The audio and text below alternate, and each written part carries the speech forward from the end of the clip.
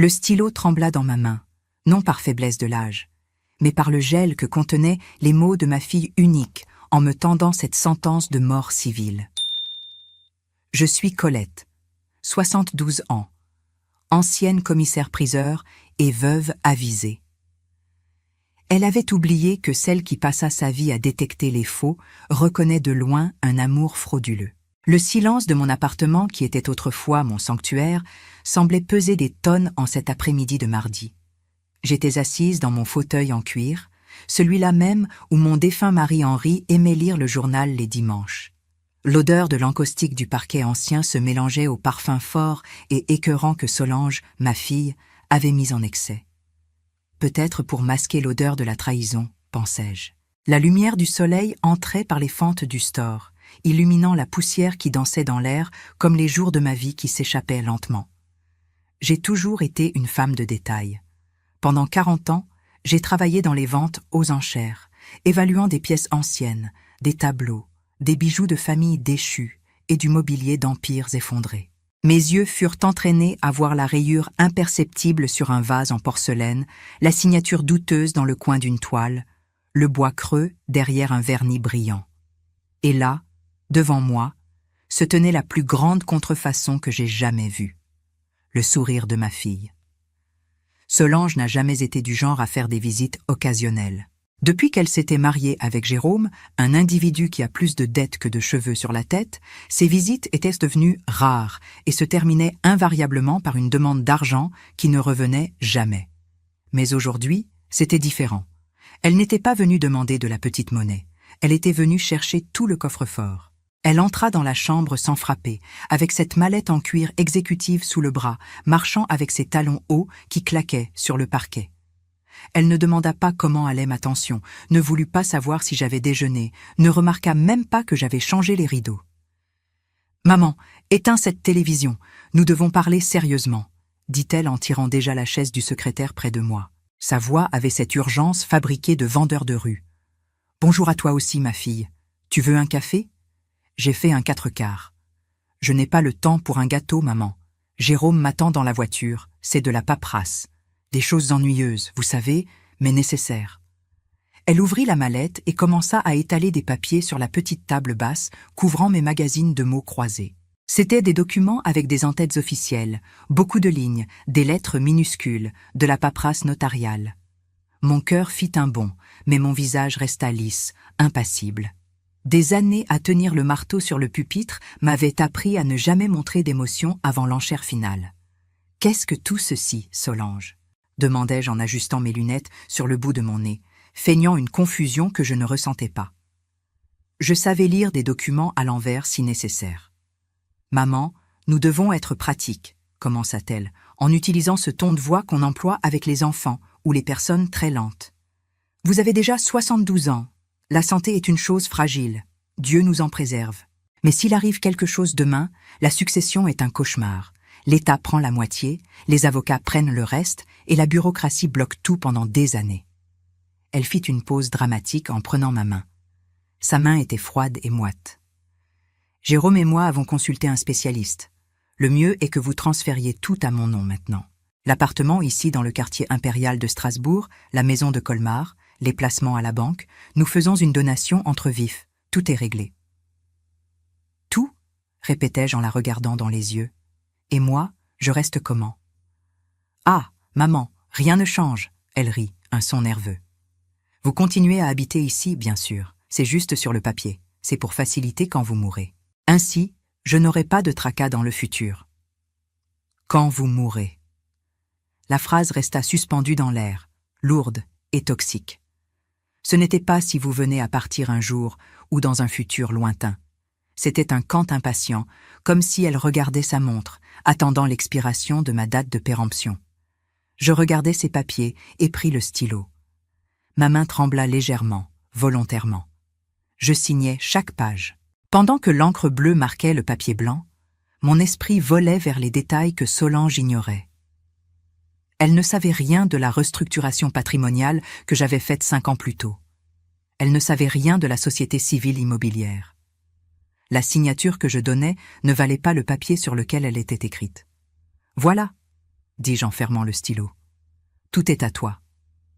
Solange ramassa les papiers avec une rapidité vorace. Merci, maman. Vous m'enlevez un poids des épaules. Elle m'embrassa rapidement sur le front et sortit. Quand la porte claqua, je pris mon téléphone et appelai Maître Rousseau. « C'est moi, Colette. Oui, c'est arrivé exactement comme prévu. Ils ont mordu à l'hameçon. Préparez la deuxième phase. » Le jeu venait de commencer. Mais avant de continuer, vérifiez si vous êtes déjà abonné à la chaîne et dites-nous en commentaire de quelle ville ou pays vous nous regardez. Nous aimons beaucoup savoir jusqu'où nos histoires voyagent. Je me réveillais avant le soleil avec cette vieille habitude, de celle qui passa toute sa vie à ouvrir la boutique avant les employés. Le silence de la maison, qui hier semblait un manteau de plomb, avait aujourd'hui un autre poids. C'était le silence concentré d'une galerie d'art, quelques minutes avant le début de la vente. Je me levai du lit en sentant mes articulations craquer, un rappel constant que le corps vieillit, même si l'esprit reste affûté comme un scalpel. J'allai à la cuisine et préparai mon café. Rien de capsule moderne ou de machine bruyante. J'aime le rituel de la cafetière à piston, de l'eau qui bout dans la bouilloire en fonte, de l'arôme qui monte et envahit la maison avec des odeurs de souvenirs. Pendant que l'eau chauffait, je regardais par la fenêtre les immeubles voisins du quartier impérial de Strasbourg. Combien de ces fenêtres cachaient des histoires pareilles à la mienne? Je pris la tasse fumante et marchai jusqu'au bureau d'Henri. J'avais maintenu cette pièce intacte depuis son départ. Le fauteuil en cuir vert, la bibliothèque en acajou massif qui va du sol au plafond, les catalogues de vente aux enchères de Londres et de New York, empilés avec une précision militaire. C'était là, dans ce sanctuaire de poussière et de sagesse, que ma véritable défense était gardée. Solange et Jérôme pensèrent que la bataille se jouerait chez le notaire, avec des papiers signés à la hâte et des sourires faux. Pauvres d'eux, ils ne savaient pas que la guerre avait déjà été gagnée 5 ans plus tôt. Un après-midi pluvieux, quand je décidai d'écouter le conseil de mon vieil ami et avocat, Maître Rousseau. Je marchai jusqu'au tableau qui décorait le mur derrière le bureau principal. Une réplique parfaite d'un Delacroix, si bien faite qu'elle tromperait un amateur. Mais je savais exactement où se trouvait le coup de pinceau erroné dans le coin inférieur gauche. J'écartai le cadre lourd, révélant le coffre-fort encastré dans le mur. Mes doigts, qui hier tremblèrent volontairement devant ma fille, tournèrent maintenant le secret avec fermeté et précision. Droite, gauche, droite. Le clic métallique du verrou qui s'ouvrait fut la musique la plus douce que j'entendis ce matin-là. À l'intérieur, il n'y avait pas de liasse d'argent ou de bijoux éparpillés. Mon trésor était du papier. Des dossiers bleus épais, organisés par année et par importance. Je sortis le dossier principal, celui avec l'étiquette SCI Colette et Henri. Je m'assis dans le fauteuil d'Henri et ouvris le classeur. L'odeur du papier gardé m'apporta une vague de confiance. Là se trouvait l'acte réel de ma vie. Solange pensait que j'avais signé la donation de l'appartement et de la maison de Colmar, et j'ai bien signé. Le document qu'elle m'apporta disait que Colette, personne physique, donnait le bien tel à Solange.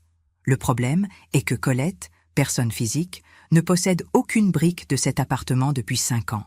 Tout ce qu'Henri et moi avons construit fut intégré dans cette société civile immobilière. La propriétaire des immeubles, des comptes bien remplis et des investissements est l'entreprise SCI Colette et Henri. Et qui est la gérante de l'entreprise? Moi, avec une clause en or, l'administration viagère et absolue, avec pouvoir de veto sur toute transaction. Pour transférer un bien, il ne suffit pas de ma signature sur un papier de donation simple. Il faut une modification statutaire au registre du commerce et des sociétés, une assemblée d'associés, un procès-verbal enregistré. La signature que j'ai donnée à Solange hier a la même valeur légale qu'un chèque sans provision. C'est une promesse de vente de quelque chose que techniquement je ne possède pas en personne physique pour donner. Je passai ma main sur les feuilles, relisant les clauses que Maître Rousseau rédigea avec tant de soin. Clause d'inaliénabilité. Si Solange se séparait, Jérôme ne verrait pas la couleur de l'argent. Clause d'insaisissabilité. Les dettes de Jérôme ne pourraient pas atteindre le patrimoine. Et ma favorite, l'usufruit viager, qui me donnait le pouvoir total de décision tant que je respirais. J'avais construit une forteresse juridique autour de l'héritage de mon mari. Je fermai le dossier et respirai profondément. Je pris mon téléphone et composai un numéro que je connaissais par cœur. Maître Blanchard? C'est moi, Colette. Oui, c'est arrivé exactement comme prévu. Ils ont mordu à l'hameçon. Pouvez-vous préparer le protocole? Maître Blanchard, mon notaire de confiance, connaissait la structure de ma SCI. Il savait que ces papiers étaient juridiquement impossibles. Colette, vous voulez que je les bloque à l'entrée? Que j'explique que les immeubles appartiennent à la SCI et que la donation est nulle? Non, répondis-je. Je ne veux pas que vous les arrêtiez maintenant. Je veux que vous receviez les papiers. Donnez-leur le récépissé d'entrée. Laissez-les déboucher le champagne. Mais dans 5 jours ouvrables, tout revient refusé, parce que la titularité ne correspond pas. 5 jours, c'est le temps dont j'ai besoin. Le délai légal pour la surprise. Maître Blanchard laissa échapper un petit rire. Vous êtes toujours terrible, Colette. Henri avait raison d'avoir peur de vous contrarier. Très bien, je vais instruire mon clerc d'accepter le protocole et de donner le délai standard. Je raccrochais. Le plan était tracé. J'avais 5 jours. 5 jours de calme avant la tempête. Je me levai et appelai Thomas, un ancien catalogueur qui avait travaillé avec moi au temps glorieux de la galerie. Thomas, j'ai besoin d'un inventaire de tout l'appartement. Tout, jusqu'aux chandeliers en argent. Photos haute résolution et étiquettes discrètes. Il ne posa pas de questions. Il commença à travailler immédiatement. Si Solange et Jérôme pensaient entrer ici et emporter ce qu'ils voulaient, ils auraient une surprise désagréable en découvrant que chaque objet avait déjà un propriétaire enregistré, la SCI. Je sortis dans la rue de Strasbourg. Le vent frais me fouetta le visage. Je pris un taxi. Pour le centre, s'il vous plaît. Quartier de la Presqu'île. J'ai une réunion à la banque. J'allais vérifier mes comptes, mais pas pour transférer quoi que ce soit. J'allais m'assurer que chaque centime était blindé, verrouillé à 7 clés. Pendant que la voiture avançait dans le trafic, j'imaginais Solange et Jérôme chez le notaire, tenant les mains l'un de l'autre, rêvant de voyages en Europe et de voitures de sport. Ils ne savaient même pas qu'ils tenaient un billet gagnant qui avait déjà dépassé sa date de validité. Le jeu d'échecs avait commencé et je venais de déplacer ma reine vers le centre de l'échiquier. Le samedi matin, l'interphone sonna. C'était eux. « Madame Colette, c'est Jérôme. Nous montons. » La voix dans le haut-parleur avait une arrogance nouvelle, une intimité forcée de celui qui se sent déjà propriétaire. « Vous pouvez monter, mon fils, » répondis-je avec la douceur de celle qui offre du poison dans un pot de miel. Quand la porte s'ouvrit, Solange entra en virevoltant avec une robe fleurie qui ne correspondait pas à la froideur de ses yeux. Jérôme venait juste derrière, tenant un télémètre laser et une tablette, avec la posture d'un entrepreneur évaluant un terrain vague pour démolition. « Bonjour, maman. » Solange me donna cette étreinte molle, sans coller la poitrine, embrassant l'air près de ma joue. « Nous avons apporté des croissants de cette boulangerie chic. Vous devez bien vous alimenter. » « Oh, quelle gentillesse !» souris-je en prenant le sac en papier. Thomas est en train de finir de nettoyer des meubles dans le salon. Ne faites pas attention au désordre. Jérôme s'arrêta au milieu du hall d'entrée, regardant le plafond avec dédain. « Écoutez, Colette, cet appartement a du potentiel, mais il est très figé dans le temps. Ce lustre, par exemple, c'est trop lourd. Nous avons besoin de lumière, de spots LED, de faux plafonds, des choses modernes. » Je regardais le lustre en cristal baccarat, une pièce du 19e siècle qui valait plus que la voiture importée qu'il conduisait. « Vous avez raison, » acceptai-je en gardant l'expression neutre. « Tout est très vieux ici, comme moi. »« Ne parlez pas comme ça, belle maman. » Jérôme rit en me tapotant le dos avec une force inutile. « C'est juste une question de mise à jour, de valorisation de l'actif, vous comprenez? Après que les papiers du notaire sortent, nous pouvons déjà commencer à penser à un projet. » Jérôme alluma le télémètre laser. Le point rouge dansa sur le mur de la salle à manger, traversant une toile à l'huile d'un peintre moderniste français. Il ne vit pas l'art, il vit seulement un mur à démolir. « Solange, note », il commanda sans regarder son épouse. « Ce mur ici part. Nous allons intégrer la cuisine avec le salon. Concept ouvert. C'est beaucoup plus commercial. »« Mais Jérôme, » intervins-je, avec la voix douce de celle qui demande la permission. Ce mur a la tuyauterie hydraulique de l'immeuble. Si vous touchez là, ça inonde les 3 étages en dessous. Henri disait toujours que la structure de cet immeuble est capricieuse. Jérôme me regarda avec condescendance, ce regard que les hommes médiocres réservent aux femmes qu'ils jugent ignorantes. « Colette, aujourd'hui l'ingénierie résout tout. Ne vous inquiétez pas des détails techniques. » J'avalai la réponse sèche qui monta à ma gorge. Pendant que Jérôme jouait à l'architecte destructeur, Solange circulait parmi les objets plus petits. Je vis quand elle s'arrêta devant une statuette en bronze signée, un petit danseur de Degas que je gardais sur le buffet. Ses yeux brillèrent, non pas avec l'admiration pour la beauté de la pièce, mais avec le calcul monétaire. « Au fait, » commença Jérôme en rangeant le télémètre, « nous avons pensé, vous allez être très seul ici pendant la rénovation. Ce sera beaucoup de poussière, de bruit. Ce n'est pas un environnement pour une personne âgée. »« Et que suggérez-vous » demandai-je en buvant mon café noir. « Regardez, il y a une maison de retraite excellente en banlieue. Ça s'appelle Les Tournesols. C'est magnifique, maman. Il y a un jardin, des infirmières 24 heures, des activités de groupe. »« Maison de retraite » demandai-je, le mot sortant froid. « Non, imaginez. C'est un résidentiel senior. » Jérôme corrigea rapidement. « Du haut standing. Nous payons avec les revenus des loyers des autres biens que vous avez transférés. Ainsi, vous ne dépensez pas votre retraite. » L'audace n'avait pas de limite. Il planifiait déjà de m'expédier loin pour pouvoir éventrer mon appartement et tout vendre sans une vieille gênante dans les parages. « La banlieue est loin, pondérai-je. J'aime ici. J'ai mes médecins, mon église. »« Mais c'est temporaire, maman, » mentit Solange. Je vis le mensonge danser dans ses yeux. Le temporaire deviendrait permanent dès qu'il changerait la serrure. Seulement jusqu'à ce que les travaux se terminent. Après, vous revenez, ou peut-être nous achetons un petit appartement pour vous, plus facile à nettoyer. Je vais y penser avec tendresse, mentis-je en retour. Vous êtes tellement préoccupé par moi. Parfois, je pense que je ne le mérite pas. Bien sûr que vous le méritez, Colette. Jérôme sourit. La famille, c'est pour ça. On prend soin l'un de l'autre. Ils finirent la visite et partirent, marchant avec leurs talons bruyants. Quand ils sortirent, je restai assise. Thomas avait fini d'étiqueter l'argenterie. « Ils semblent anxieux, Madame Colette, » commenta-t-il. Anxieux et affamé, Thomas. La pire combinaison. Ils pensaient avoir mesuré l'appartement aujourd'hui, mais ce qu'ils avaient mesuré était la taille de leur propre stupidité. Le délai du notaire expire mardi. Je veux tout documenter avant que le spectacle commence. Je me levai et marchai jusqu'à la fenêtre. Je vis leur voiture là-bas en bas, arrêtée au feu. Jérôme gesticulait, probablement en discutant où dépenser le premier million. Ils étaient pathétiques dans leur certitude. Je pris mon téléphone. « Maître Rousseau, c'est moi. Ils sont venus mesurer l'appartement.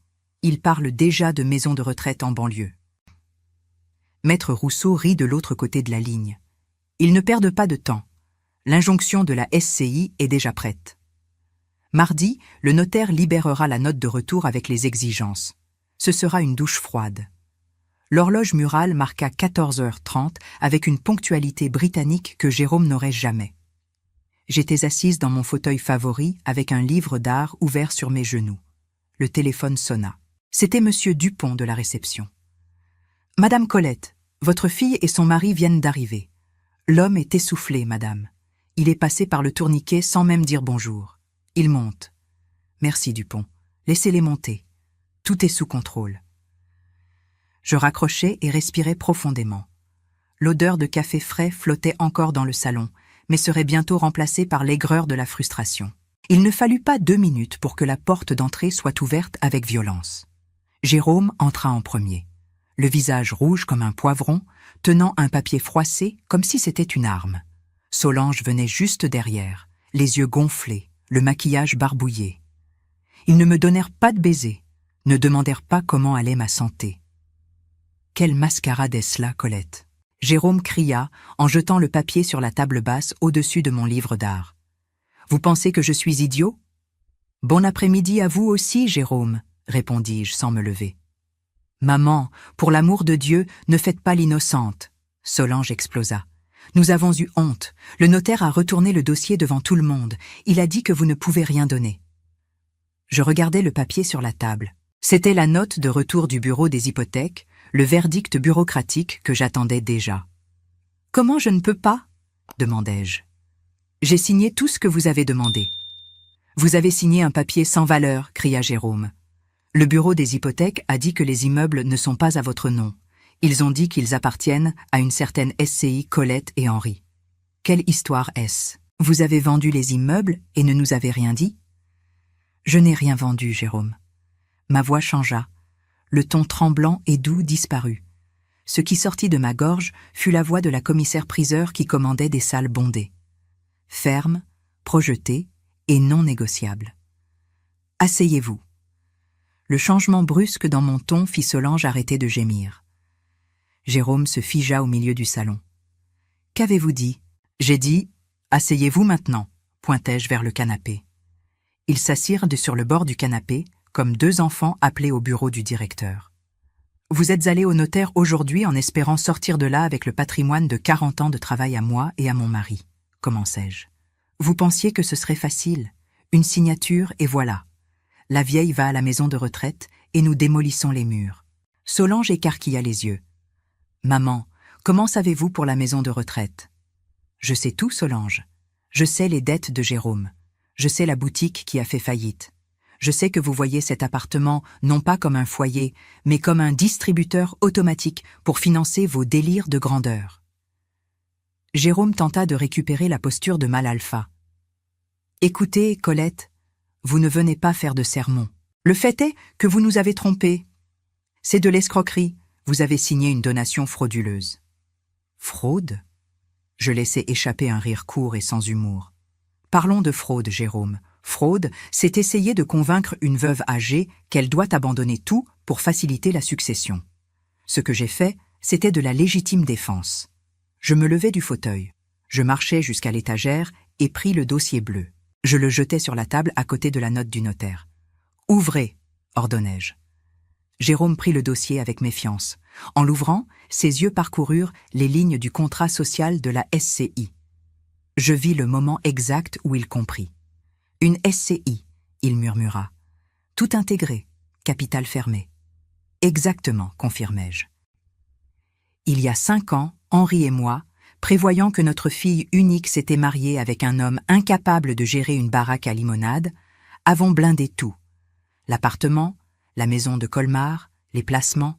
Rien n'est à moi. Colette, personne physique. Tout est à l'entreprise. Et l'entreprise a une gérante viagère avec des pouvoirs absolus. Moi. Solange prit le papier de la main de son mari. « Bon, mais maman, cela signifie que la donation que vous avez faite est nulle. » Solange, du papier déchiré. « Ça ne vaut même pas le coup de la légalisation de signature. Vous avez essayé de me faire le coup du coffre, mais vous avez oublié de vérifier si le coffre était à mon nom.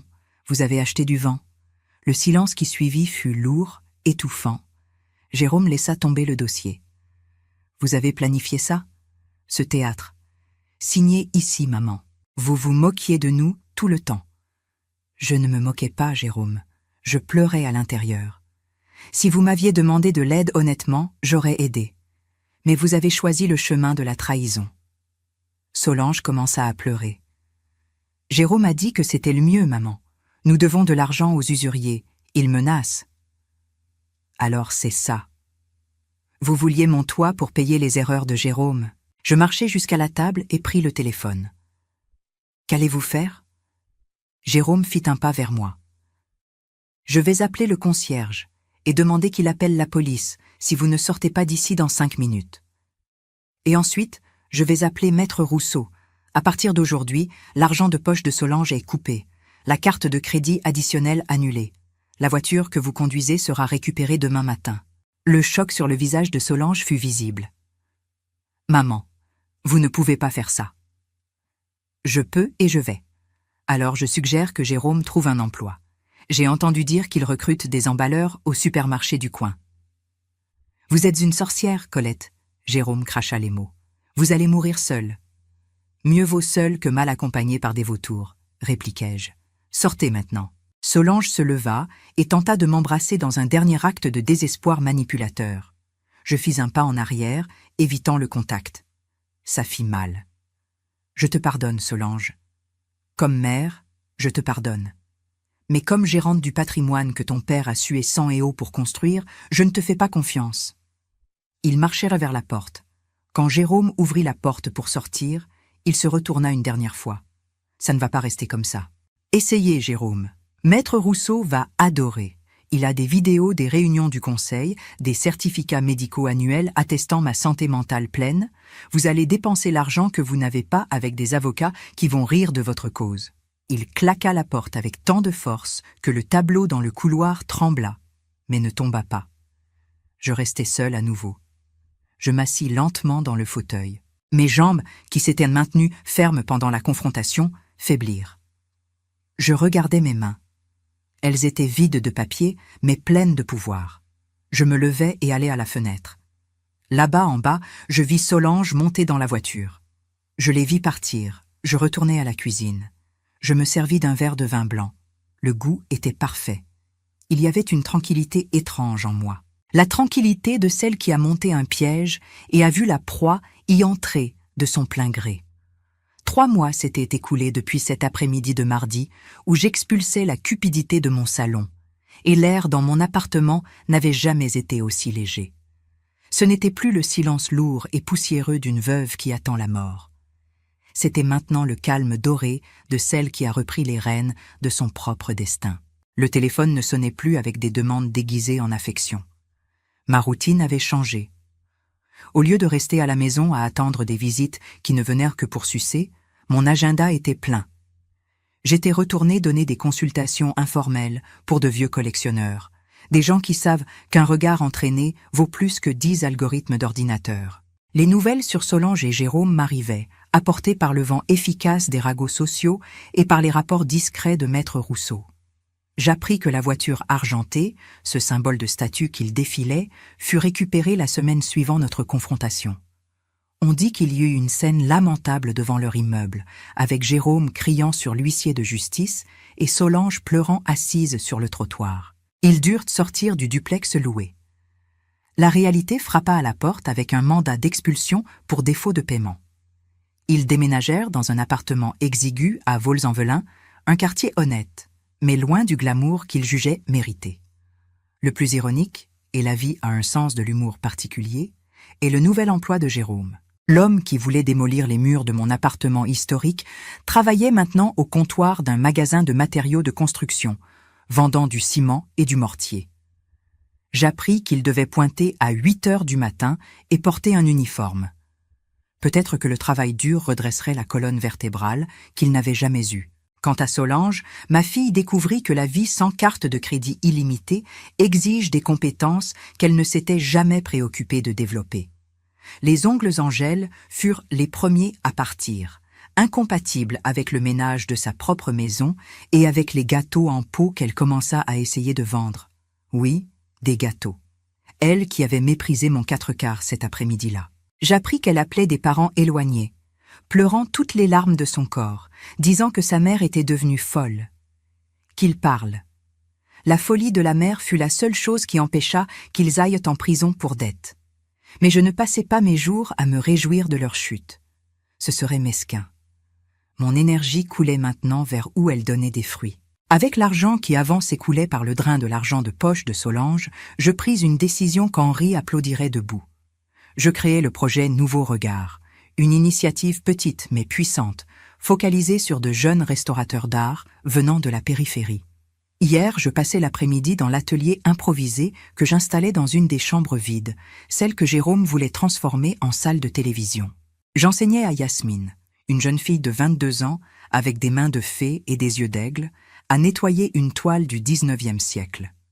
La patience qu'elle avait, le respect avec lequel elle touchait le pinceau, la révérence pour l'histoire de cet objet.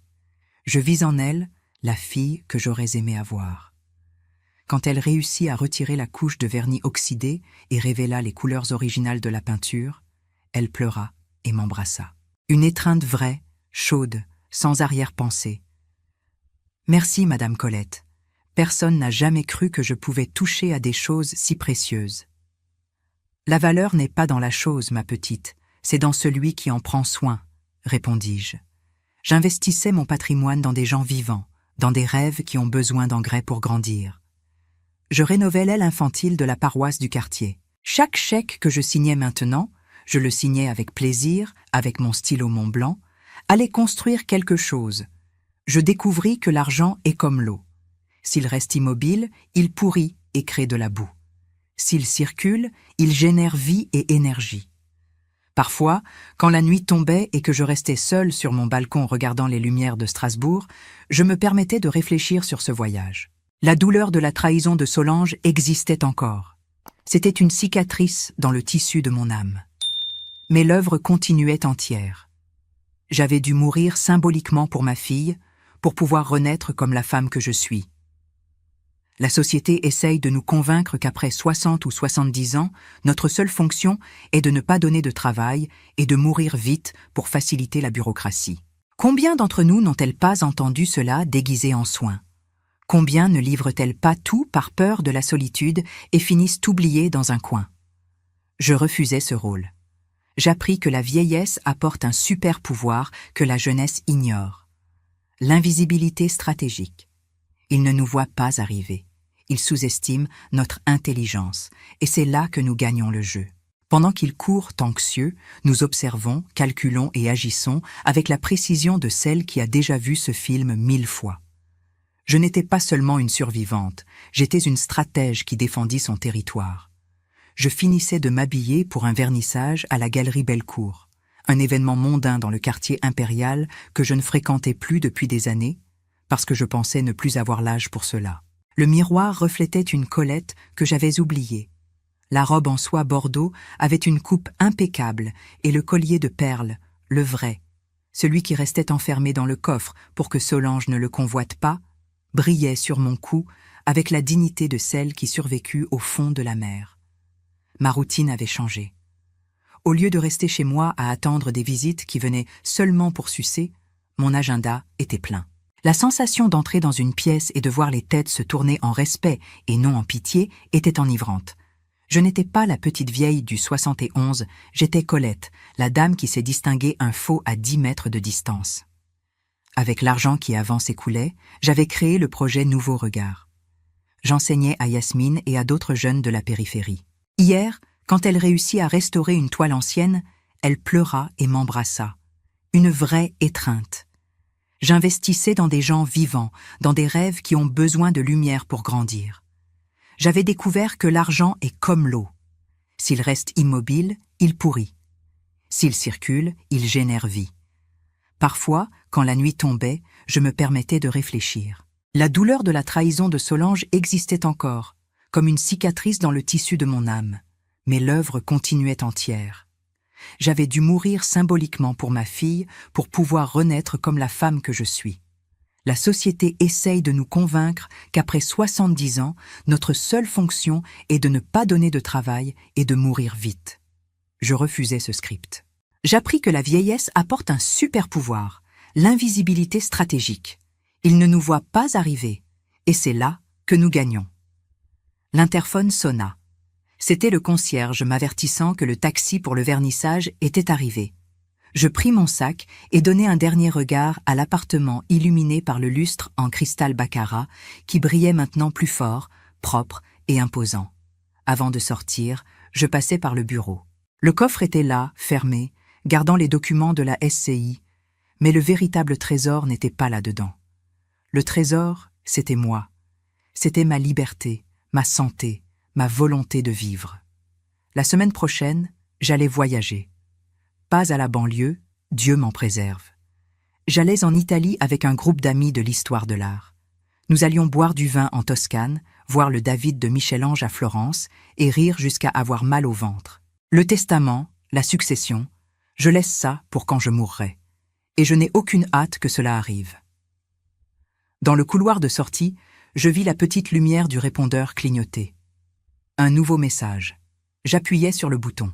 « Maman, c'est moi, Solange, Jérôme et moi, nous nous sommes disputés. Je suis fatiguée, maman. Je travaille dans une boulangerie maintenant. J'ai appris à donner de la valeur à l'argent gagné à la sueur. Je voulais juste dire que vous me manquez. Pas l'argent, vous, vos gâteaux. Si un jour vous pouvez me recevoir... » La voix s'étrangla et le message se termina. Je restai immobile un instant, la main sur la poignée. Le cœur de mère se serra. C'était inévitable. Mais l'esprit de Colette resta ferme. Elle apprenait. Le processus était lent, douloureux, mais nécessaire. Si j'ouvrais la porte maintenant, j'interrompais la leçon. Je n'effaçais pas le message. Je le laissais là, clignotant. Peut-être que quand je reviendrais d'Italie, si elle travaillait toujours et se maintenait dignement, je l'inviterais pour un café. Un café simple dans la cuisine, sans parler d'héritage. Juste deux femmes conversant sur la vie. Mais cela, c'était un peut-être. Le maintenant m'appartenait. J'ouvris la porte et sortis dans le couloir. Le bruit de mes talons sur le sol en marbre résonnait, ferme et rythmé. Ce n'était pas le son de pas traînés de celle qui marche vers la fin. C'était la marche triomphante de celle qui commence seulement le meilleur chapitre de l'histoire. Je fermai la porte à clé. La vie m'attendait là-dehors et, pour la première fois depuis longtemps, je n'allais pas la laisser attendre. Je descendis par l'ascenseur, saluai M. Dupont qui me connaît depuis 20 ans. « Madame Colette, vous êtes élégante aujourd'hui.